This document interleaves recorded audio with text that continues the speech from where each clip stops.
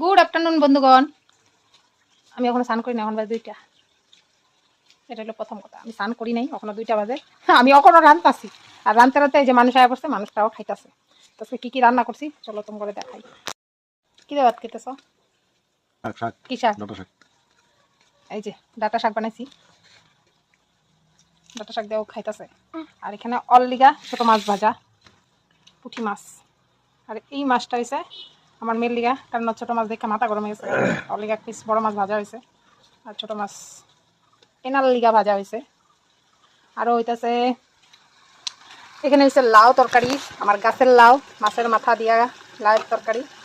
আর এখানে হইতেছে পুঁটি মাছের ঝোল, মা সব সবজি টবজি কাটতে দিছিল। আর এই যে এটা রান্না হইব ওখানে, এটাই ঝোল করুন, কারণ আমার মানুষটা ছোটো মাছ ঝোল ফুল খাইতে ভালো পায় না, আমি আবার ঝোল খাইতে ভালো পাই, মাও আছে, তাহলে বানাইতেছি।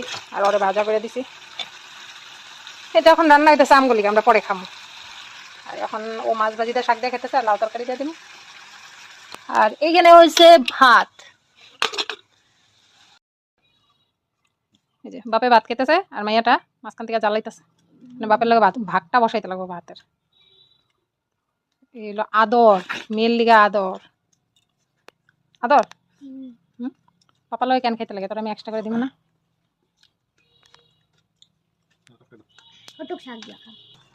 রবিবারে দুপুরের মেনু ওটা। তো আমি মাছের ঝোলটা দিয়া জামুগা সানে, আর ওর খাওয়াটা হয়ে গেলে ও গেলে তারপরে আমি সানে জামুগা স্নান করে আসা পরে মা আর আমি খামো, তার মধ্যে মাছটাও হয়ে যাবো।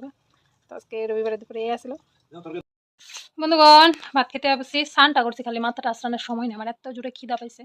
1:02, খালি সিঁদুরটা পইরা কোনোরকম ভাত খেতে, ভাতটা খাইলে। তো আজকের লিগা এইটুকুই, টাটা।